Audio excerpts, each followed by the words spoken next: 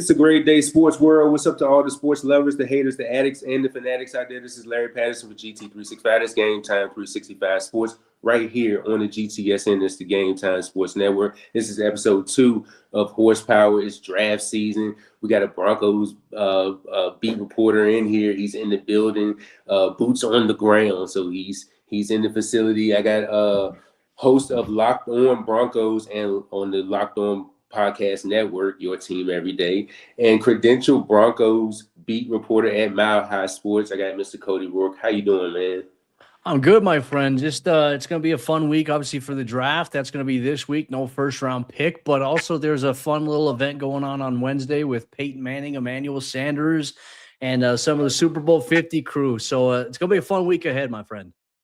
Well, the first question I have to ask is, what is this time of year like for a Broncos beat reporter? I know it's pretty busy, hearing a lot of different rumors and everything. We don't have a first round pick, as you just said, so a lot of less rumors and news around that. But what is it like being a Broncos beat reporter around this time of the year? It's interesting. I think it really just depends on, do you have a first round pick or not? I remember a couple of years ago, for me, it was really busy because the Broncos were at this juncture of going into the draft, probably going to take a quarterback. Who was it going to be, right? For me, I kind of said it in, what was it? I said in 2023, I said, hey, Bo Nix would be a great fit with Sean Payton. And I'm an Oregon Ducks fan, right? So I might have been a little biased in that perspective of being a Ducks fan, but I was like, man, I see Bo, I see Sean's offense. I'm like, man, Bo would just be a great fit if they're in a position to pick him. And of course they were, considering how bad they were with Russell Wilson in 2023. So there's that excitement. And then there's years like last year where we were doing so many mock drafts on Omarion Hampton, Colston Loveland, Tyler Warren, or even Emeka Egbuka. And we're like, all right, if they're there, that's who the Broncos are going to pick. They didn't go with either of those guys, and they went with Jahdae Barron. So it was a little bit of a mystery. So during this time, even without a first-round pick, like, we're just kind of stuck in mock draft process. Usually I like to do a mock draft the week before the draft, and I like to do one final one the week of, just because things are changing. And then obviously last week we got to hear from George and Sean. So maybe a little bit of insight from them. It's like, all right, how does that influence our final mock this week? But really not a lot of stuff coming out of the building in Dove Valley. Since Sean has come on board, they've kind of kept a tight lip on some things, though there are some rumblings here and there. If you could change a pick back, your first round pick from last year, if you could change that, what would it be? I love Jahdae a lot. I think Jahdae is a great young man. I actually think Jahdae is going to play probably a very important role for Denver in the next 2 years. This is one of those picks that wasn't necessarily going to be an instant guy right away. But if I had to go back and maybe choose who it would have been Jahad Campbell at linebacker. I would have had him. He obviously ended up going to Philadelphia and playing for Vic Fangio. But, man, he would have been my guy to go with here at that point. Only 2 moves this offseason, with the Jalen Waddle trade and then the Tyson Anderson move, which I think would be 2 strategic moves. We're going to be looking at this later on in the year, and Tyson Anderson making an impact on special teams and could be a special key player in the safety position too. What are your thoughts on those moves, and could Denver possibly make another move down the pipe? Yeah, it's a great question. Let's start off with Jalen Waddle. I mean, this is the Broncos' first-round pick this year, which, I'll take that. This is a guy who has constantly ascending. He can win at anything, against man, against zone. It doesn't matter what kind of coverage, whether it's press or off ball. He knows how to attack the leverage of cornerbacks to win at his advantage. He truly is a guy who is a needle mover for the Broncos offensively at a skill player position. And it's going to free up opportunities for guys like Courtland Sutton, the other receivers in the room. I love that addition, especially for Bo Nix. Tyson Anderson, as you mentioned, the Broncos lost P.J. Locke, so you need to replenish that special teams depth. After this year, J.L. Skinner, Devin Key, and even Tyson Anderson himself, they'll be free agents after this year. But this is very much a position. In Brandon Jones, his contract is expiring. You need special teams depth. You need guys that can play right away. And arguably, Denver's safety room has kind of been their special teams ace contributors as core 4 specialists. And Tyson Anderson's going to bring that to the table. Robert Livingston, the defensive passing game coordinator who came over from CU, he knows of him, obviously coached him in his rookie year. So, now you get that knowledge as to, like, how can this guy fit into you maybe defensively in the rotation? Can he be one of those guys? That's, I think, what they look at is like special teams contributor, might be able to be a role player defensively for you. That one's kind of unknown right now. And could they make another move before the draft? I know Akeem Talib was out there talking about something. Maybe. I just don't see it unless it involves a player trade, right? So if Denver was to go out there and make another move, I feel like it would either be trading for a tight end or they would trade for another receiver. And I look at the receiver room now. I like it as is with Cortland, Jalen, Marvin, Pat, and Troy. I like that being the top 5. But if let's say they were going to add another receiver, I bet Troy Franklin would probably be included in that deal, which I wouldn't like. It just depends on who you get. I don't think anything's going to happen, though. If I had to plant my flag today, I don't think anything's going to happen. I think they're going to keep, on with their 62nd overall pick and try to go from there. And speaking of the wide receiver position, as you just spoke on Troy Franklin, he probably would be that odd man out. I was maybe looking at Marvin Mims, being that his contract is up after this season. But I'm like you. I like the way the receiver room is that it looks. You got speed. You got Cortland, the go up and get it guy. Jalen Waddle, the yak guy. I mean, the change of speeds and what's my guy? I was just talking about him.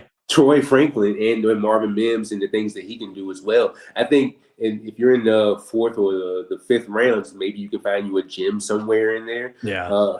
If there is a gem that you see, who would that be in the later rounds?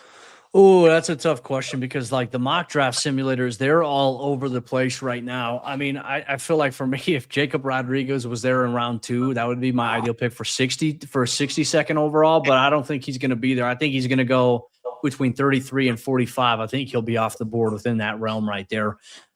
So Denver would have to trade up to get a player like him, I think. But you never know. The NFL draft is always crazier. Jonah Coleman in the 4th round, if he's there, running back out of Washington, good size to him as well. He's nice. And look, the Broncos have had a top 30 visit with him. Here's the thing. Historically, George and Sean haven't drafted guys they've had top 30 visits with. So maybe that's the running theme is like, well, if they did a top 30, they're not going to draft them. Maybe they flip the script this year and say, that's what we're going to do. We're going to take guys we brought in for top 30 visits. I would like him. Tight end, it always ranges between Eli Stowers out of Vanderbilt.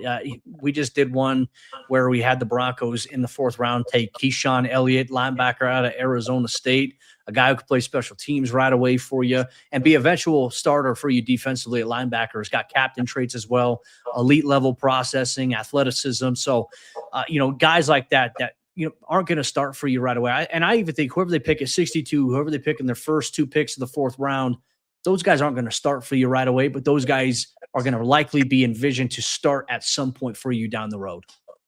Yeah, and they haven't really been used like the 1st round pick guys. They don't pan out, in their first year. Hard. Yeah. We've just been, and it's basically what's in front of them. So no faults with them. Davis Webb stepping into the play calling duties. How significant is that development for him? And what does that say about Sean Payton and his coaching legacy? Yeah, it's crazy.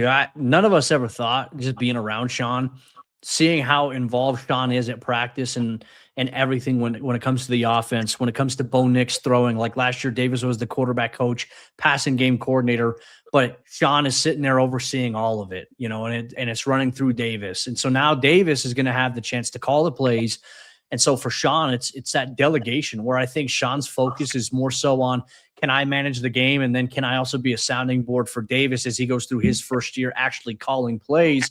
We've seen him call plays in a preseason game, but it's so hard to evaluate what that's going to actually look like against starting defenses in the NFL, right? How are defenses through the first 5 weeks of the season? How are they going to adjust to Davis Webb and vice versa? How is Davis going to adjust to maybe what they throw at him there? That's what I'm very curious for. But the cool thing about it is Sean is the sounding board. So if Davis is like stuck or confused, Sean's right there. He's got someone that can help him versus him just going to another NFL team where he could have went to Baltimore to be the OC and not having anybody to be a sounding board off of and just having to call plays.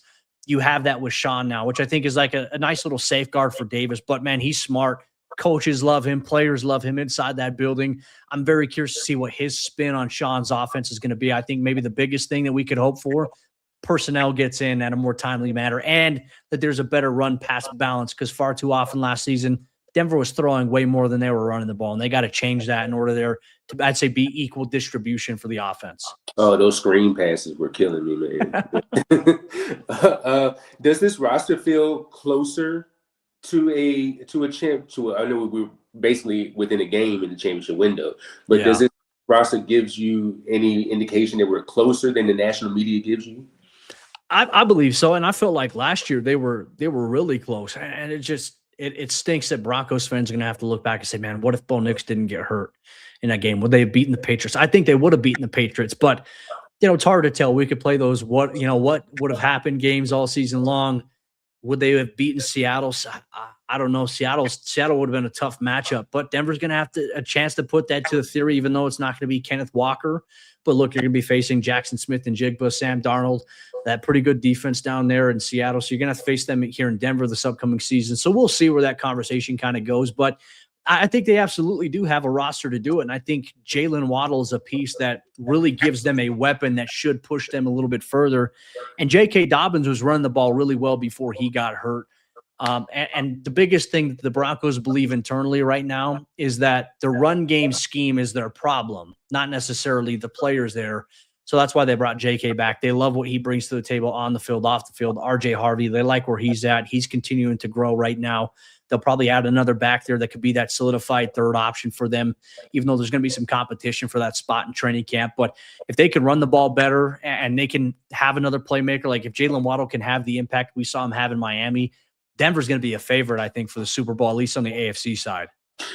Signing a bunch of your players back, is that a positive, or I mean, how do you view that? Because a lot of people have their questions about Alex Singleton, but Alex Singleton also done some great stuff too, and so has Adam Troutman as well. Is it great to keep that core together, or how do you view that? Yeah, I think it's good to keep continuity in place, right? Because think about it. Sean has a very particular standard. He wants things done a certain way. You have guys that know how to do it. Those guys know what Sean's way is. They've been able to orchestrate that. And, I think after the AFC Championship game, we did exit interviews with players.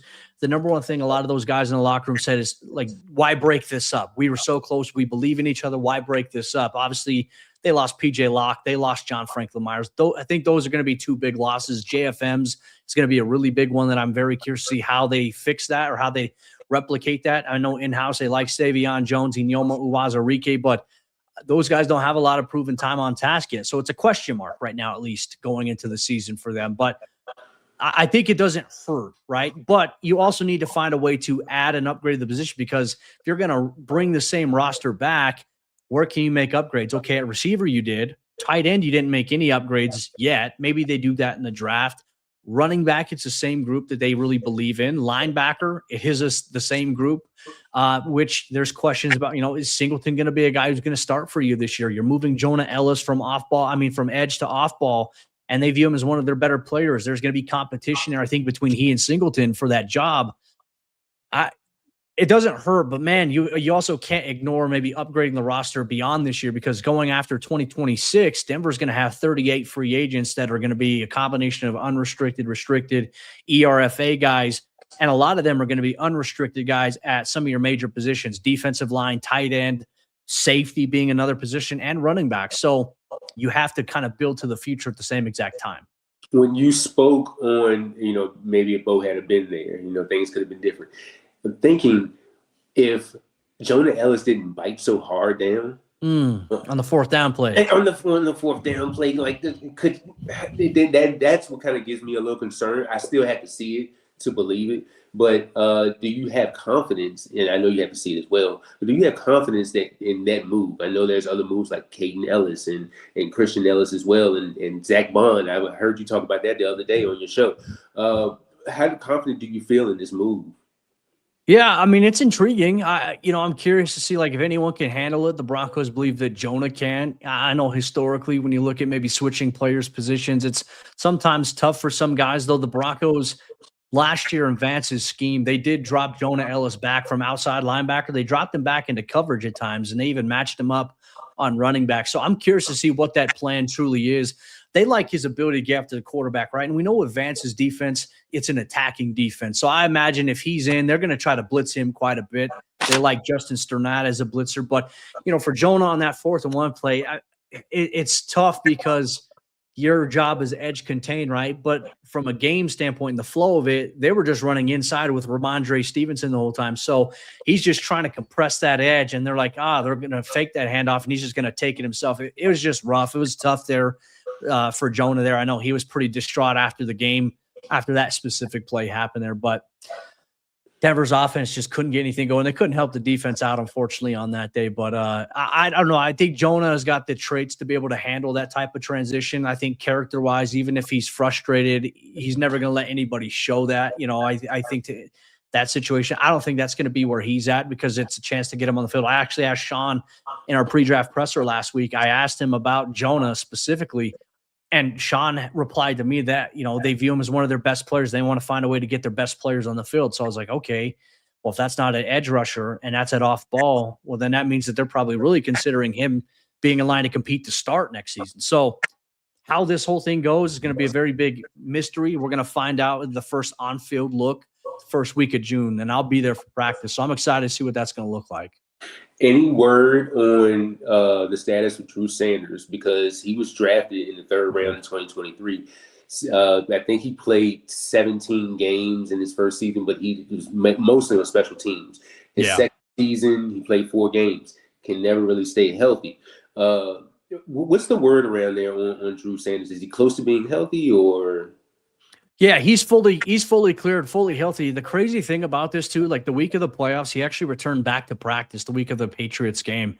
They activated his 21-day window then, but he just wasn't, even if he was healthy enough to play the Broncos roster where it was going into that game, he was never going to play. This is really kind of a make or break summer here for Drew. And I think very much he's going to have to be competing for a roster spot here just because of the availability history. The dude's had such a tough break coming into the NFL. You mentioned going to a second season where they were really focused on having him as an edge rusher, tore his Achilles in April and, missed most of the season, came back a little bit towards the middle part of there. Didn't really have too much of an impact for Denver, upon returning from the injury. And then going into training camp, they moved him back to off-ball linebacker. And then the first day of practice, bang, he suffers a foot injury. We thought he was only going to miss like 8 to 10 weeks total from training camp. So it would have had a chance to return at the midway part of the season. Ended up being a full season injury that really he wasn't cleared until the playoffs had began. So that was one of those things where you look at it, and it's just like, man, he's had tough luck. But unfortunately, the NFL business doesn't care about the tough luck. He's going to get an opportunity to compete. And so he's going to have to make the most of his opportunities here in the months of June and July. Tight ends and linebackers are the biggest need of what we need in this draft right now, you would say, right? Yeah, I'd say there's a strong argument there. I'd say those are the two positions I'd be looking at, like 62, and then I think, 108 and 111. I think those would be the ones that I'd be looking at. It'd be tight end and linebacker in no particular order. What linebacker and tight end traits do you think fits Denver that Denver could prioritize in this draft? Yeah, I think linebacker, you have to look at the ability to cover sideline to sideline. I think good speed. You can't have someone who's super slow. I think the Broncos really value, because of this attacking style of defense that Vance kind of deploys, the ability to blitz the quarterback. We mentioned earlier that we just did a mock draft with Keyshawn Elliott, linebacker out of Arizona State, going to Denver in our mock. Duke could have the quarterback. Very, very good as a blitzer. I think he had 7.5 sacks last season there, from the linebacker position there. He's got the traits. And the speed and the IQ. And I think another thing too is Denver needs a guy that is a good processor, because this defense for Vance, let's just say you have a cover 4 called, right? You may have cover 4 to one side of the field, but then a formation changes. And so you're going to be running zone to one side. You're going to have to man or match the other side. Often at times, the Broncos linebackers, they're tasked with man-to-man coverage on a running back, or in certain situations, they have match responsibility, and that could involve the receiver, a tight end, or a running back, depending on who comes into their lane at a certain depth.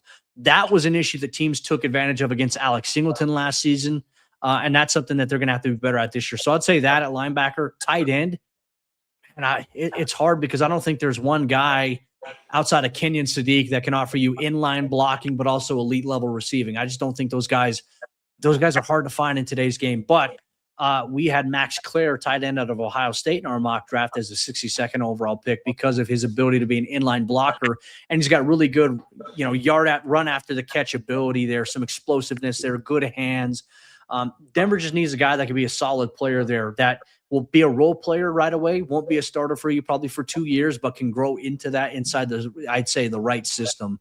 But that's tough though, because there are different traits now that teams evaluate. Like the Broncos, they look at tight end prospects as, is this guy a true Y who can be in line and be a blocker? What are his receiving skills? Does he have them?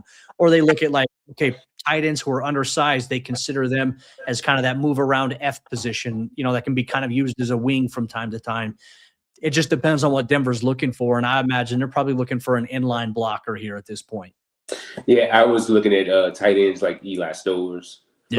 From Vanderbilt. There's a couple others that I'm blanking on. As far as linebackers, I was thinking about the Betcher kid from Oregon. He's a little undersized. Oh yeah.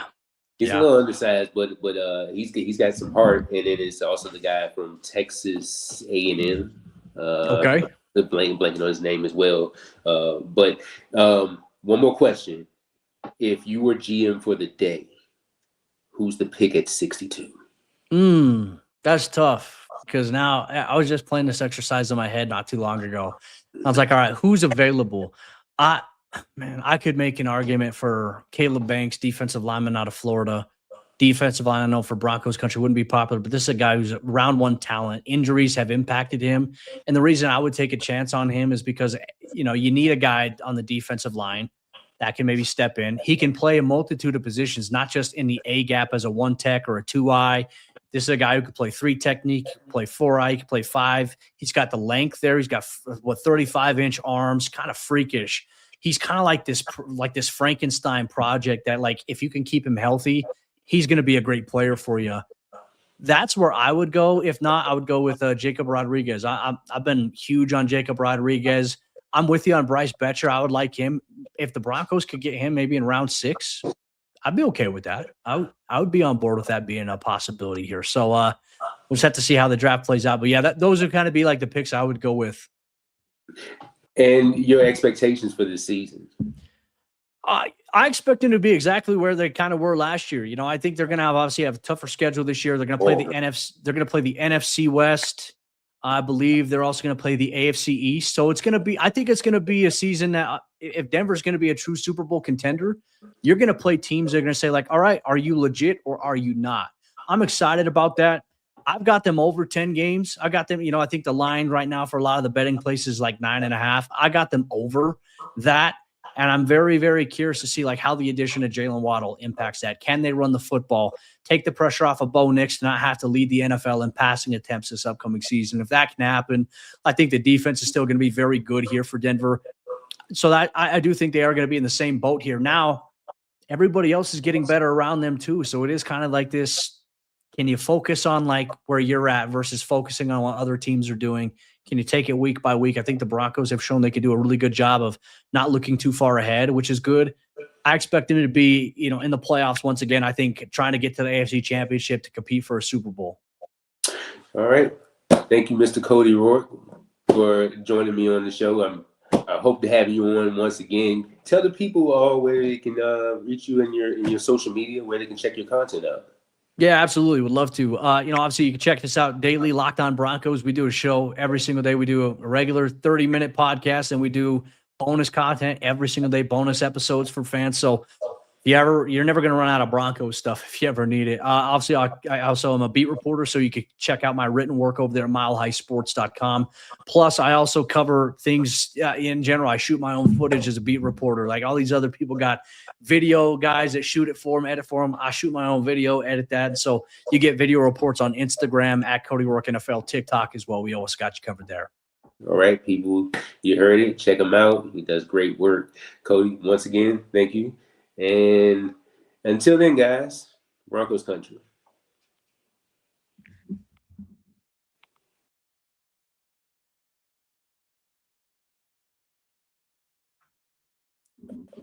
Hey, man.